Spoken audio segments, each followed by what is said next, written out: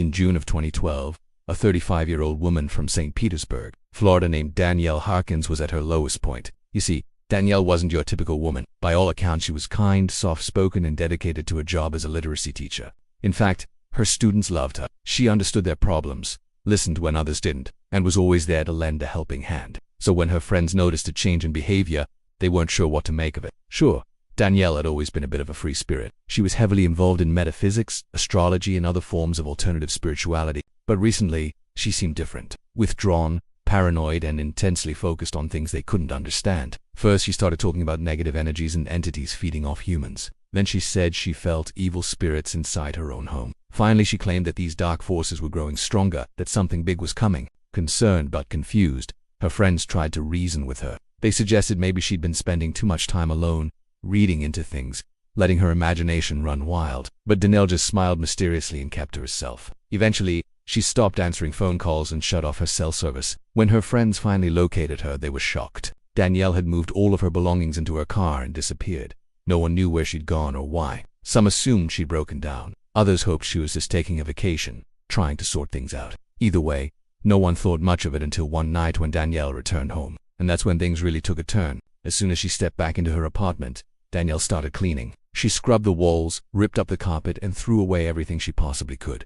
Then she wrote a list. On it, she wrote the names of 7 people, all teenagers, who had been in her classes over the past year. It wasn't a random selection. These were all kids she'd formed a close bond with, especially after school. Danielle had a unique connection with them, which is why when she called them over one evening and told them to meet her at a local park, they didn't think much of it. They liked Danielle, they trusted her, so they arrived at the park, sat around a small fire and waited.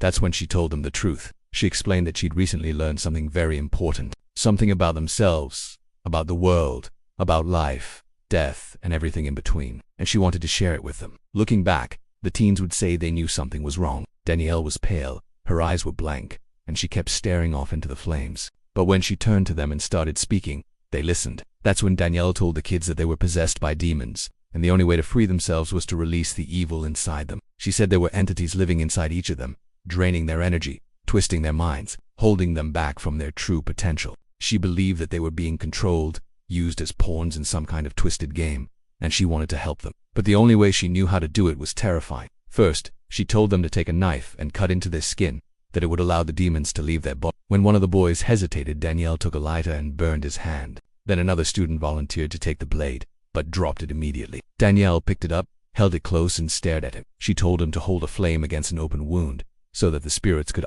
get back in. And somehow, against every instinct in their tiny bodies, the kids listened. This went on for hours. Eventually, the group dispersed, but no one called the police. And it wasn't until days later that one of the teens finally confided in someone. That led to a parent calling the cops, leading to Danielle's arrest. But by then, none of the kids were willing to talk about what happened. They refused to press charges, even though they had cuts all over their bodies, and some of them had second-degree burns. So Danielle was let go. No one could have predicted what happened next. For while the media quickly labeled her the Demon Blade Woman, the truth was much stranger than fiction. After her release, Danielle disappeared. She moved to a different state, changed her name, and lived under the radar. Meanwhile, her 7 victims grew up. They got on with their lives, but not before suffering from nightmares, anxiety, and panic attacks. And whenever they saw a butterfly, they recoiled in fear. You see, that was Danielle's symbol. She had a tattoo of one on her chest, and she drew them on the walls of her apartment. To this day, no one knows what compelled her to do what she did.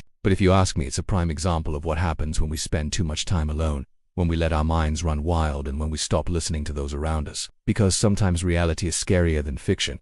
Sometimes monsters are real, and sometimes those who want to help end up hurting the most. Thank you for watching, and as always, remember, stay safe, keep thinking. I'll see you next time.